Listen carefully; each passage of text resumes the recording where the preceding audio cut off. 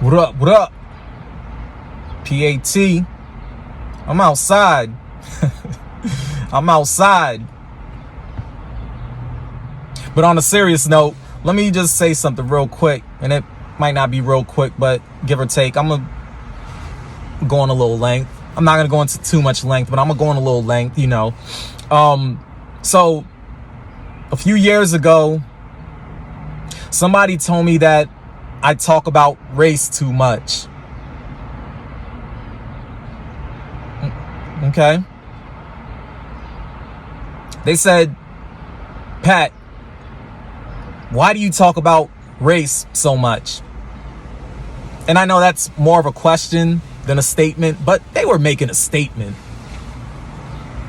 They were saying that I talk about race too much. I could see why they would say that.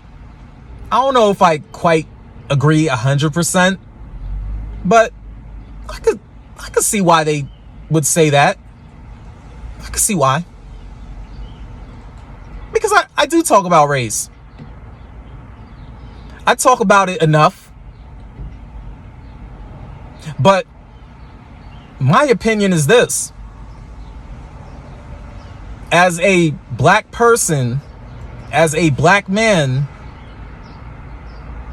and side note, sidebar, when I say black is just a political term.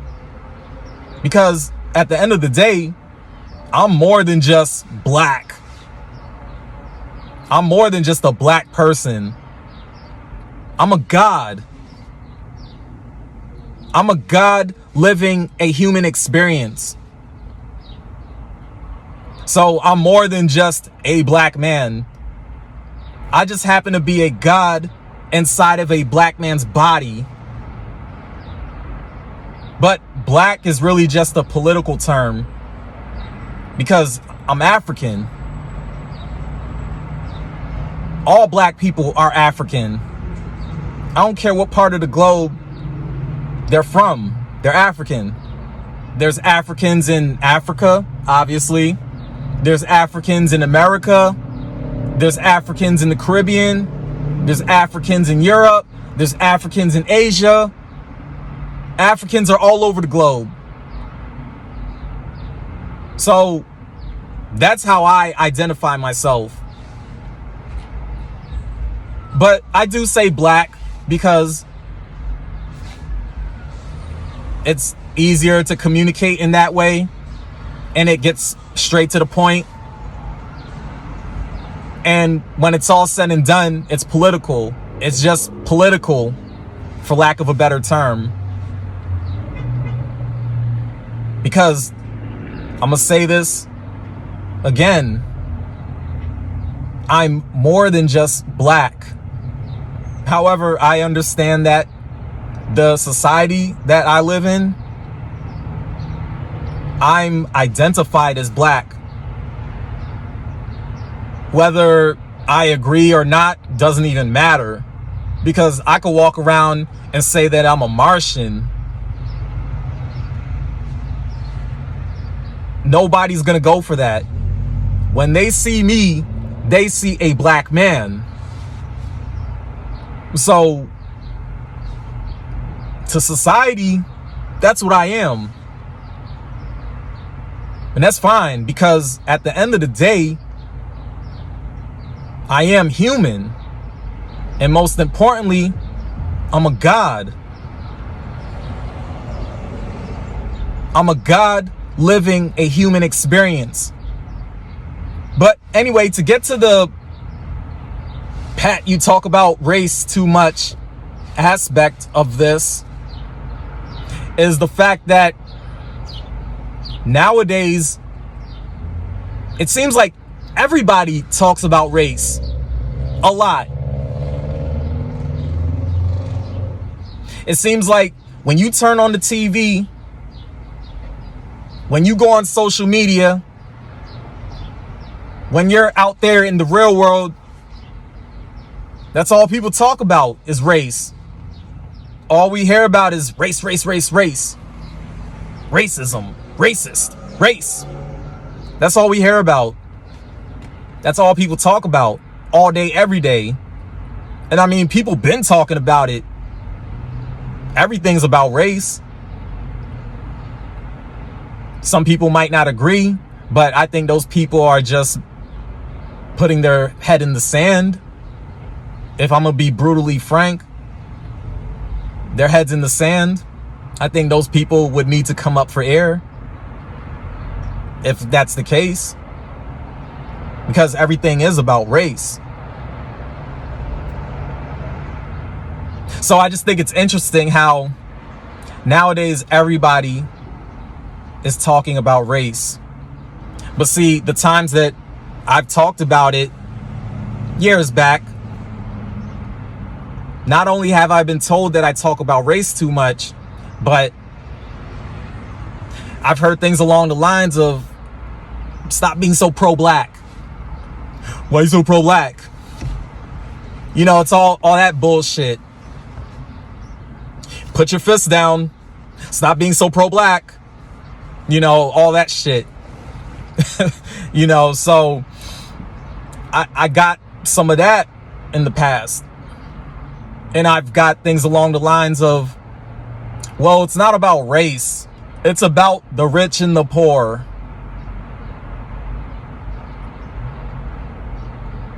Yep. That's what some people would tell me. It's not about race. It's about the haves and the have-nots. It's about the rich and the poor. And I do think that's true to some degree. Because there isn't just racism. There is classism. Classism does exist. There's all kinds of isms out here. You got racism, you got classism, you got sexism, you got ageism, this ism, that ism, all kinds of isms out there. So I know that those are things that exist in addition to racism. I know racism isn't the only thing, isn't the only ism. There are nuances.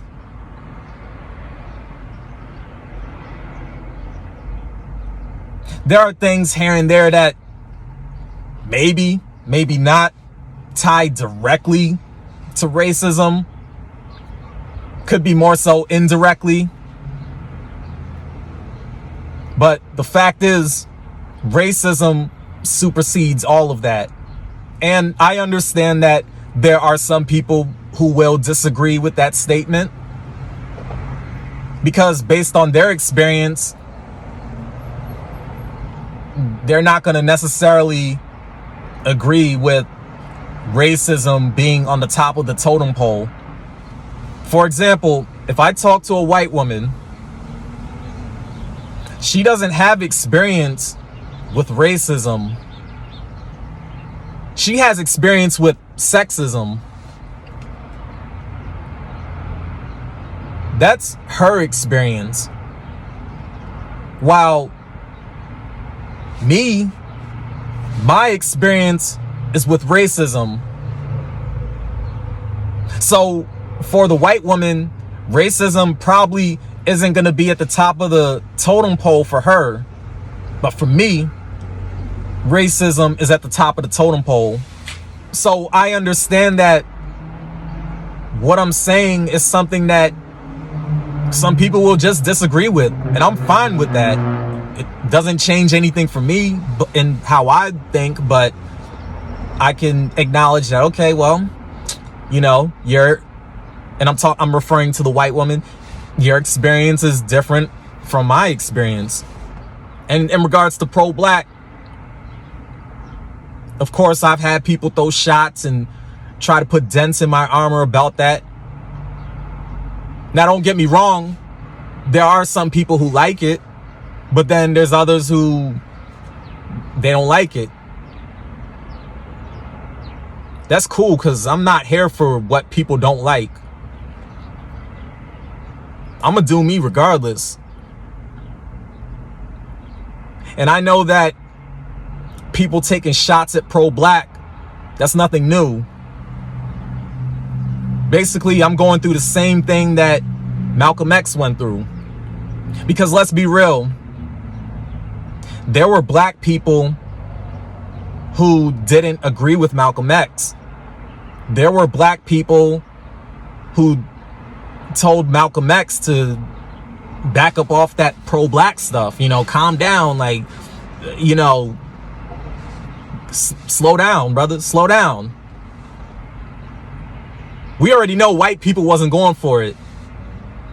But there were black people, and still are some black people, who they thought it was too much. That goes for Malcolm X, Marcus Garvey, Stokely Carmichael, Kwame Ture. We could run down the whole list. Unfortunately, there were some black people who weren't going for it. They didn't see the need to be pro-black. They didn't see the need for pro-blackness. So for some of those individuals, it was something that they mocked.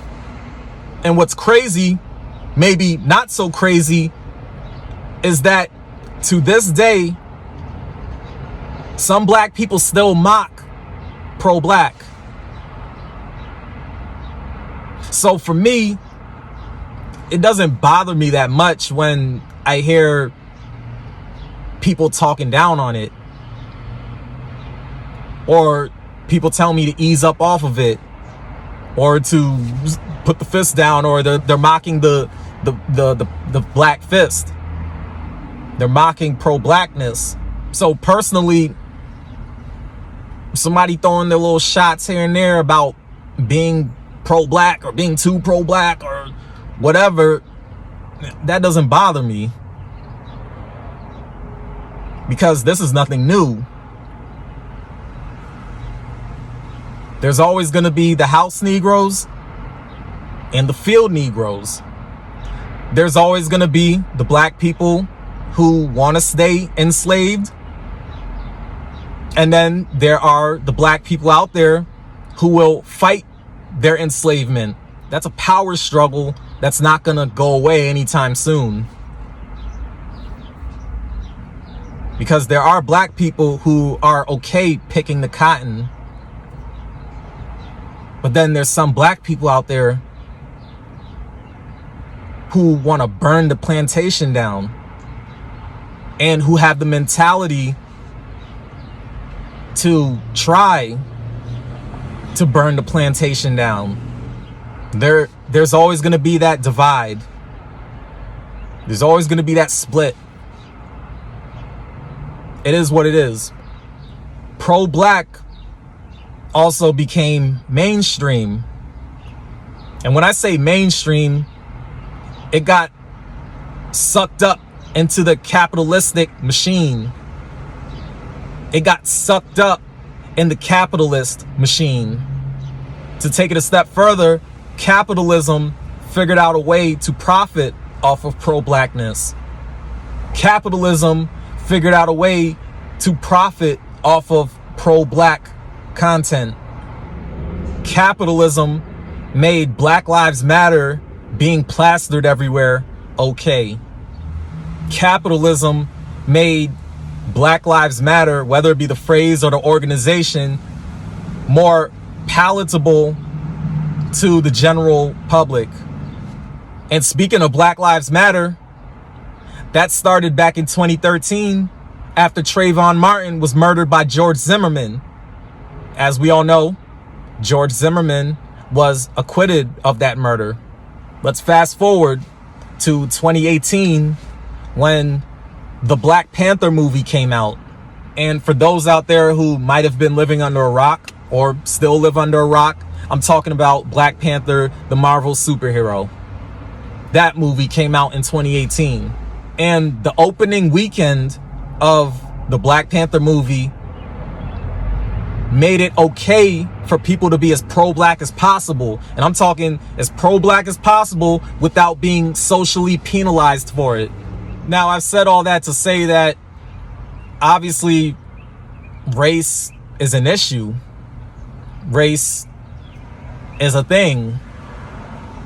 Race is something that is constantly being talked about in one way or another. Now, when I was doing it, it was too much. You know, you saying too much.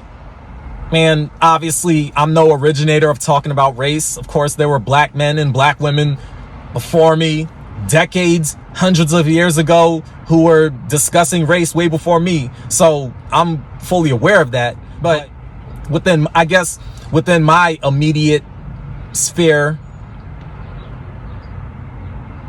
I was one of the main ones kind of beating the drum on that.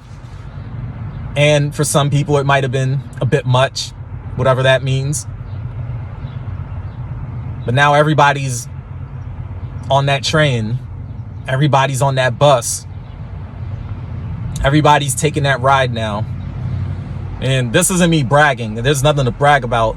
But the fact of the matter is, we do have a race problem in this country. Not even just in this country, but globally. Because racism is global. So with all that being said, in some way, I feel a little vindicated in that regard, as far as talking about it years ahead of time and really beating that drum, as I said before, and now people riding that wave and talking about it and starting to catch on now. I'm feeling a little vindicated in that regard. And since we're on the subject of race, let's talk about the term woke. See, woke came from black culture. It was propagated by black culture, and it had a certain definition behind it. But see, just like other slang terms that came from the black community, woke has been hijacked. Woke has been hijacked and co-opted by the system of white supremacy. The word has been hijacked and co-opted by white supremacists. I'm talking about your white supremacists all the way down from the low-key ones all the way up to the outright more radical white supremacists. See, they've taken the word and bastardized it. Not that that surprises me, because this isn't the first time they've done that. They hijack a word, co-opt a word, and bastardize that word. Now, when it comes to the earliest usage of the word woke, I've read that that word was used in a New York Times article from 1962. The article is called "If You're Woke, You Dig It." And that article was written by William Melvin Kelly. Let's fast forward all the way down to 2008, where Erykah Badu helped to popularize the word woke in a song of hers called Master Teacher. In that same song, she said, "I stay woke." So, artist Erykah Badu, song Master Teacher, and in that song, she said, "I stay woke." Let's go to the year 2014, where the Black Lives Matter movement used the hashtag Stay Woke. They used hashtag Stay Woke after the murder of Michael Brown. At that point, the word became more mainstream, and it became heavily associated with the Black Lives Matter movement. Now, in the present time, woke is now a joke. I'm saying the word woke has been taken and made into a joke. The word woke is now a joke to suspected white supremacists, outright white supremacists, and their people of color collaborators. And a lot of times you see that it's a joke to the right wingers. See, when the right wing uses the word woke, they're mocking black people. That's what they're doing. They're saying it in a way to mock black people. That's what woke has become. A euphemism for the black people who these people feel bitch and complain about racism and social injustice. I spoke on the right wing, so I'm gonna speak on the left wing. I'm gonna speak on the left wing of the equation. The left wing weaponized that word by helping to popularize it and using it as a way to profit off of black victimhood. Now the left wing, they mock it also. They use it in a mocking way as well. They use it in a way to mock black people. But see, the left wing is seen as allies to black people. So, as always, they don't go straight up the middle with their racism. They're more slick with their racism. And in some cases, the left wing might seem to take a more positive or neutral stance with the word woke. But let's be real. The left wing is really just controlled opposition to the right wing. And vice versa. See, when it comes to something like, for example, defund the police, the left wing will attack wokeness then. Oh, they will just outright attack wokeness at that point. Neely Fuller said it best when he said, white supremacy controls both sides of the argument. Left wing, right wing, one wing on different sides, but they're all on the same bird. They're on the same vulture. And to my knowledge, a vulture controls both of their wings. So when it comes to the term woke, white supremacy, just like with anything else, has figured out how to control both sides of the argument. But that shouldn't be a surprise to anyone who's hip, anyone who knows how colonizers get down, anyone who knows how colonizers and vultures get down. For those who are hip, there should be no surprise that they would control both sides of the argument. They have once again taken something that has been used within the black community and have bastardized it. And see, me, I'm in a clear state of mind. I'm objective, and I've been objective because I don't align with any political party. And with me not aligning with any particular political party, it's easy for me to see how the white supremacists are doing one of the many things that they do best, which is bastardization. And anyone who is truly woke, I'm talking about in the real sense of the term woke, meaning that you're awake, meaning that you're not asleep, meaning that you are aware, meaning that you're not sheep.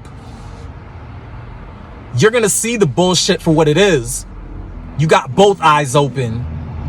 Really, I should say three. You got your two eyes, then you got your pineal gland. You got your third eye.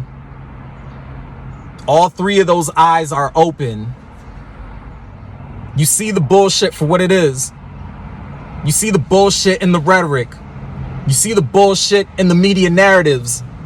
And you see the bullshit in the political theater. And speaking of political theater, once you're not affiliated with either side of the equation, it's easy for you to see the political theater. It's easy for you to not get caught up in the confusion of the political theater. Now, if you've chosen a side, you have bought into the political theater. You've bought into the bullshit. And you most likely know deep down that neither party really gives a damn about you. But here you are with your popcorn at the political theater. At some point, you got to put the popcorn down and get real. Now let's go back to the term woke. The term woke became the new N-word. Just like the term thug became the new N-word. The term thug has been mainly aimed at black people. That's how I know that it became the new N-word. It became socially unacceptable to call black people the N-word. So the term thug took its place. The term thug became more socially acceptable to use towards black people. I mean, because let's be real. When a white person calls a black person a thug, they're really calling them the N-word. They just don't say the N-word because it's not socially acceptable. But they'll say thug because that is socially acceptable. I mean, let's go back to the time when Richard Sherman, an NFL player, for those who might not know, I'm sure many do know, but Richard Sherman, an NFL player who showed excitement at a football game and was called a thug. And the term thug at that time was used 625 times throughout many different media outlets. Yeah. 625 times across various media outlets. You don't have to believe me. All you got to do is look it up. And that 625 times went up to about 1,500 times within a short space of time. So it went from 625 times to 1,500 times. Again, don't believe me. Look it up. When it's all said and done, Richard Sherman even said it himself that he feels that the term thug is being used towards him by people who would much rather say the N-word. It's a replacement for N-word. Those people called him a thug because they wanted to call him the N-word. So when it comes to woke and the way it has been used and weaponized in these days and times, we have to see it for what it is. Like I said before, it's been hijacked, co-opted, and bastardized. It is what it is, but that's the reality. Denial of said reality isn't going to fix the problem. And when I say the problem, I'm talking about the race problem, because we do have a race problem. And the race problem is a lot more vast, and it's more than just terms like woke and thug, and it's way beyond those two terms that we're talking about. It's way beyond that. Those are just symptoms of the problem. Those are just one or the too many symptoms of the problem. Denial of that is not going to fix anything. See, people have this idea that if you just don't talk about race, you don't talk about racism, then it'll just go away. It'll just magically disappear. But see, you and I know that's BS. Simply denying the truth isn't going to fix racial tensions. Addressing the elephant in the room is one of the ways to help fix the problem. Speaking my piece per usual and doing my part to spark change. Positive change. This is one of the ways we go in that direction. We deal with the truth of the matter, and then we work towards solutions. It's one thing that the problem is discussed, but we got to work towards the solutions. Solutions don't come if you don't acknowledge that there's a problem in the first place. And like I said earlier, I think it's interesting that race is a major topic for a lot of people nowadays. I'm just sitting back, watching, observing, listening, taking it all in. Because when it's all said and done, I know the deal. And I'm not mad. Because it was all written. One of the many ways to unplug from the matrix, one of the many ways to deprogram from the matrix is to discuss things of this nature. We got to have some serious discussions. Obviously, there's room for entertainment and gossip and bullshit. There's room for the party and bullshit, you know, because that's what people want to do. They want to party and bullshit. I get it. That's all part of this experience that we call life. But anyway, just wanted to speak my piece and unpack my thoughts on the matter and just do my part overall. More to come. Until next time. Same Pat time, same Pat channel.